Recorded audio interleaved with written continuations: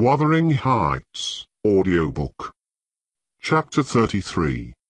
On the morrow of that Monday, Earnshaw being still unable to follow his ordinary employments, and therefore remaining about the house, I speedily found it would be impracticable to retain my charge beside me, as heretofore. She got downstairs before me, and out into the garden, where she had seen her cousin performing some easy work, and when I went to bid them come to breakfast, I saw she had persuaded him to clear a large space of ground from currant and gooseberry bushes, and they were planning together an importation of plants from the Grange. I was terrified at the devastation which had been accomplished in a brief half hour. The black currant trees were the apple of Joseph's eye, and she had just fixed her choice of a flower bed in the midst of them. "There! That will be all shown to the master," I exclaimed. "The minutiate is discovered. And what excuse have you to offer for taking such liberties with the garden? We shall have a fine explosion on the head of it, see if we don't. Mr. Hen, I wonder you should have no more within to go and make that mess at her bidding." "I'd forgotten they were Joseph's," answered Earnshaw, rather puzzled, "but I'll tell him I did it. We always ate our meals with Mr. Heathcliff. I held the mistress's post in making tea and carving, so I was indispensable at table. Catherine usually sat by me, but today she stole nearer to Hen, and I presently saw she would have no more discretion in her friendship than she had in her hostility. Now, mind you don't talk with and notice your cousin too much," were my whispered instructions as we entered the room. "It will certainly annoy Mr. Heathcliff, and he'll be mad at you both." "I'm not going to," she answered. The minute after, she had sidled to him, and was sticking primroses in his plate of porridge.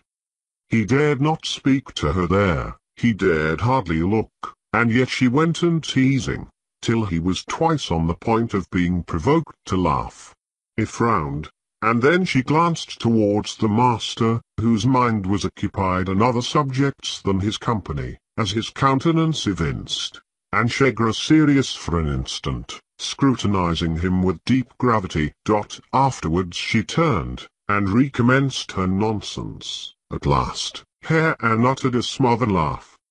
Mr. Heathcliff started. His eye rapidly surveyed our faces. Catherine met it with her accustomed look of nervousness and yet defiance, which he abhorred. "It is well you are out of my reach," he exclaimed. "What fiend possesses you to stare back at me, continually, with those infernal eyes? Down with them. And don't remind me of your existence again. I thought I had cured you of laughing." "It was me," muttered Hen. "What do you say?" demanded the master. Hen looked at his plate, and did not repeat the confession. Mr. Heathcliff looked at him a bit, and then silently resumed his breakfast and his interrupted musing. We had nearly finished, and the two young people prudently shifted wider asunder, so I anticipated no further disturbance during that sitting, when Joseph appeared at the door, revealing by his quivering lip and furious eyes that the outrage committed on his precious shrubs was detected. He must have seen Cathy and her cousin about the spot before he examined it, for while his jaws worked like those of a cow chewing its cud, and rendered his speech difficult to understand, he began: "I mun have my wage, and I mun goer. I aimed to do where it served for 60 year, and I thought I'd lug my books up into tea garret, and all my bits of stuff, and they sud have tea kitchen to th' airseln, for sake of quietness. It were hard to gie up my own hearthstone, but I thought I could do that. But now, shoes stand my garden from me, and by th' heart, maester, I cannot stand it. Ya may bedden to yoke and you will earn used to tea, and an old man doesn't soon get used to new bathens. I'd rather on my bite and my sup with hammer and road. Now, idiot, interrupted Heathcliff. "Cut it short. What's your grievance? I'll interfere in no quarrels between you and Nelly. She may thrust you into the coal hole for anything I care." "It's no Nelly," answered Joseph. "I sudden shift for Nelly nasty ill nout as shoe is. Thank God. Shoe cannot stale tea soul and obdy. She were neither so handsome, but what a body mud look at her bar twinking dot it's yon flaysome, graceless queen, that switched our lad, wi' her boldeen and her forrard ways till nay. It fair brusts my heart. Has forgotten all I've done for him, and made on him, and gone and riven up a whole row at grandest currant trees garden. And here he lamented outright, unmanned by a sense of his bitter injuries, and Earnshaw's ingratitude and dangerous condition. "Is the fool drunk?" asked Mr. Heathcliff. "Hen, is it you has finding fault with?" "I've pulled up 2 or 3 bushes," replied the young man, "but I'm going to set him again." "And why have you pulled them up?" said the master. Catherine wisely put in her tongue. "We wanted to plant some flowers there," she cried. "I'm the only person to blame, for I wished him to do it." "And who the devil gave you leave to touch a stick about the place?" demanded her father-in-law, much surprised. "And who ordered you to be her?" he added, turning to Hen.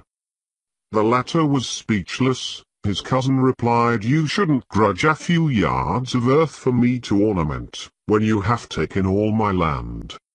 "Your land, insolent slut!" "You never had any," said Heathcliff. "And my money," she continued, returning his angry glare, and meantime biting a piece of crust, the remnant of her breakfast. "Silence!" he exclaimed. "Get done, and be gone." "And Herne's land, and his money," pursued the reckless thing. "Herr Anne and I are friends now, and I shall tell him all about you."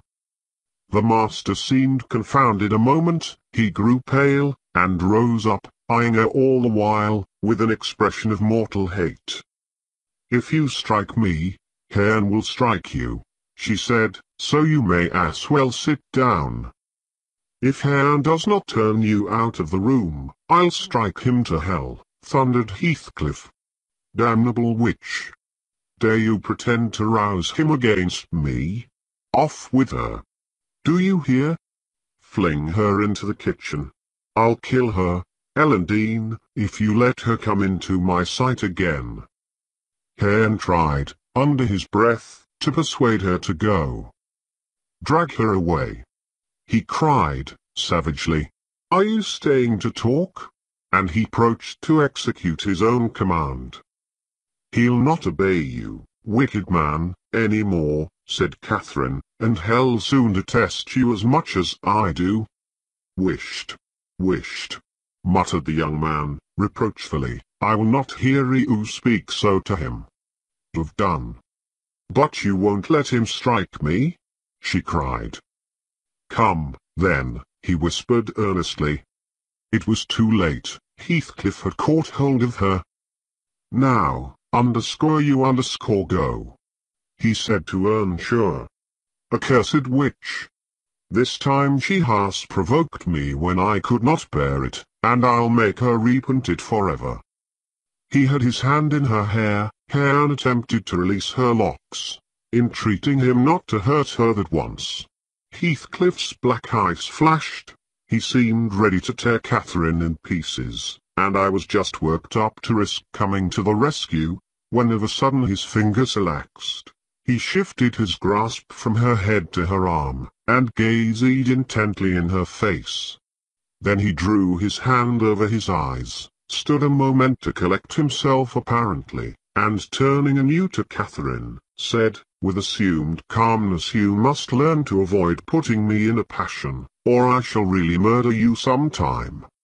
Go with Mrs. Dean, and keep with her, and confine your insolence to her ears. As to Herne Earnshaw, If I see him listen to you, I'll send him seeking his bread where he can get it. Your love will make him an outcast and a beggar. Nelly, take her, and leave me, all of you. Leave me. I led my young lady out. She was too glad of her escape to resist. The author followed, and Mr. Heathcliff had the room to himself till dinner. I had counselled Catherine to dine upstairs, but, as soon as he perceived her vacant seat, he sent me to call her. He spoke to none of us, ate a very little, and went out directly afterwards, intimating that he should not return before evening.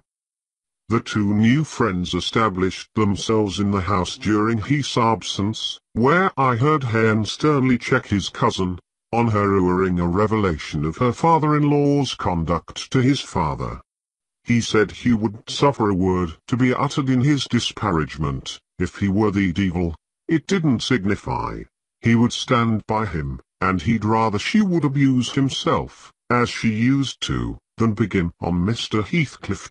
Catherine was waxing cross at this, but he found means to make her hold her tongue, by asking how she would like him to speak ill of her father.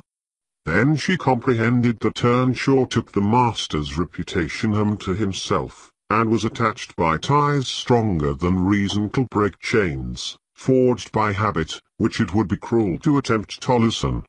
She showed a good heart, henceforth, in avoiding both complaints and expressions of antipathy concerning Heathcliff, and confessed to me her sorrow that she had endeavoured to raise a bad spirit between him and Herne. Indeed, I don't believe she has ever breathed a syllable, in the latter's hearing, against her oppressor since. When this slight disagreement was over, they were friends again, and as busy as possible in their several occupations of pupil and teacher.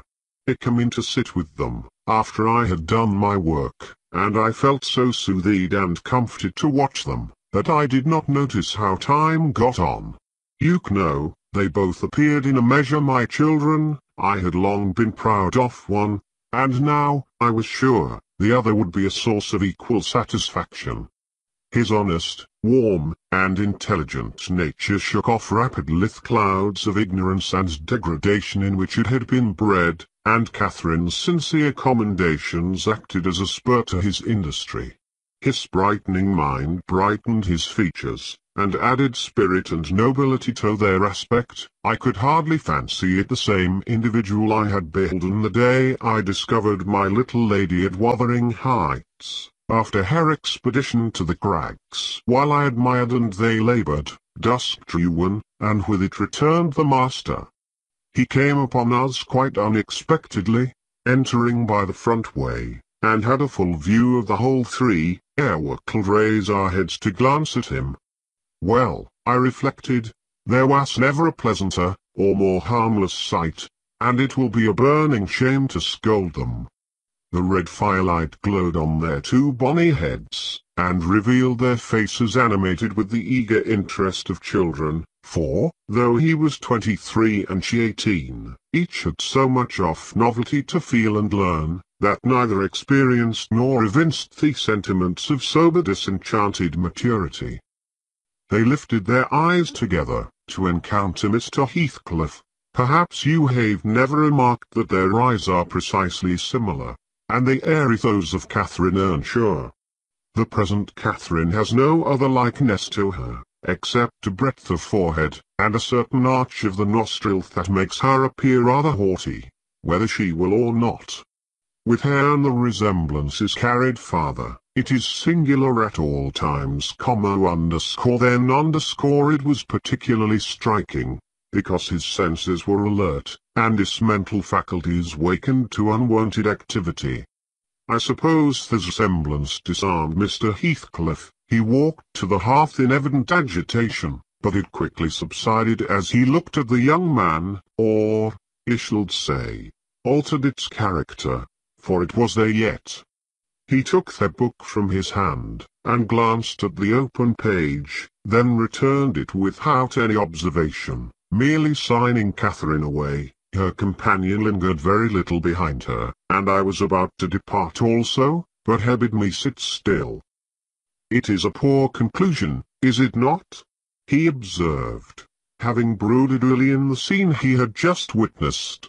An absurd termination to my violent exertions. I get levers and mattocks to demolish the two houses, and train myself to be capable of working like Hercules, and when everything's just ready and in my power, I find the will to lift a slate off either roof has vanished. My old enemies have not beaten me. Now would be the precise time to revenge myself on their representatives. I could do it, and none could hinder me. But where is the use? I don't care for striking. I can't take the trouble to raise my hand. That sounds as if I had been laboring the whole time only to exhibit a fine trait of magnanimity. It is far from being the case. I have lost the faculty of enjoying their destruction, and I am too idle to destroy for nothing. Nelly, there is a strange change approaching. I'm in its shadow at present. I take so little interest in my daily life that I hardly remember to eat and drink. Those two who have left the room are the only objects which retain a distinct material appearance to me, and that appearance causes me pain, amounting to agony. About _her I won't speak, and I don't desire to think, but I earnestly wish she were invisible. Her presence invokes only maddening sensations. He moves me differently, and yet if I could do it without seeming insane, I'd never see him again. You'll perhaps think me rather inclined to become so-headed, making an effort to smile, if I try to describe the thousand forms of past associations and ideas he awakens or embodies. But you'll not talk of what I tell you, and my mind is so eternally secluded in itself. It is tempting at last to turn it out to another. 5 minutes ago Hearn seemed a personification of my youth, not a human being. I felt to him in such a variety of ways, that it would have been impossible to have accosted him rationally. In the first place, his startling likeness to Catherine connected him fearfully with her. That, however, which you may suppose the most potent to arrest my imagination, is actually the least, for what is not connected with her to me? And what does not recall her? I cannot look down to this floor, but her features are shaped in the flags. In every cloud, in every tree filling the air at night, and caught by glimpses in every object by day, I am surrounded with her image. The most ordinary faces of men and women, my own features mock me with a resemblance. The entire world is a dreadful collection of memoranda that she did exist, and that I have lost her. Well, Hearn's aspect was the ghost of my immortal love, of my wild endeavors to hold my right, my degradation, my pride, my happiness, and my anguish. But it is frenzy to repeat these thoughts to you, only it will let you know why, with a reluctance to be always alone, his society is no benefit, rather an aggravation of the constant torment I suffer, and it partly contributes to render me regardless how he and his cousin go on together. I can give them no attention any more. But what do you mean by _change_, Mr. Heathcliff? I said, alarmed at this manner, though he was neither in danger of losing his senses, nor dying. According to my judgment, he was quite strong and healthy, and, as to his reason, from childhood he had a delight in dwelling on dark things, and entertaining odd fancies. He might have had a monomania on the subject of his departed idol, but on every other point his wits were as sound as mine. I shall not know that till it comes, he said. I'm only half conscious of it now. You have no feeling of illness, have you? I asked. No, Nelly, I have not, he answered. Then you are not afraid of death? I pursued. Afraid? No, he replied. I have neither a fear, nor a presentiment, nor a hope of death. Why should I? With my hard constitution and temperate mode of living, and on perilous occupations, I ought to, and probably shall remain above ground till there is scarcely a black hair on my head. And yet I cannot continue in this condition.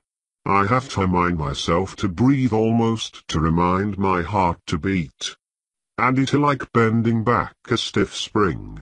It is by compulsion that I do the slightest act not prompted by one thought, and by compulsion that I notice anything alive or dead, which is not associated with one universal idea. I have a single wish, and my whole being and faculties are yearning to attain it. They have yearned towards it so long, and so unwaveringly, that I'm convinced it will be reached, and soon, because it has devoured my existence, I am swallowed up in the anticipation of its fulfillment. My confessions have not relieved me, but they may account for some otherwise unaccountable phases of humor which I show. Oh God! It is a long fight. I wish it were over. He began to pace the room, muttering terrible things to himself, till I was inclined to believe, as he said Joseph did, that conscience had turned his heart to an earthly hell. I wondered greatly how it would end. Though he seldom before had revealed this state of mind, even by looks, it was his habitual mood, I had no doubt. He asserted it himself, but not a soul, from his general bearing, would have conjectured the fact. You did not when you saw him, Mr. Lockwood, and at the period of which I speak, he was just the same as then, only fonder of continued solitude, and perhaps still more laconic in company.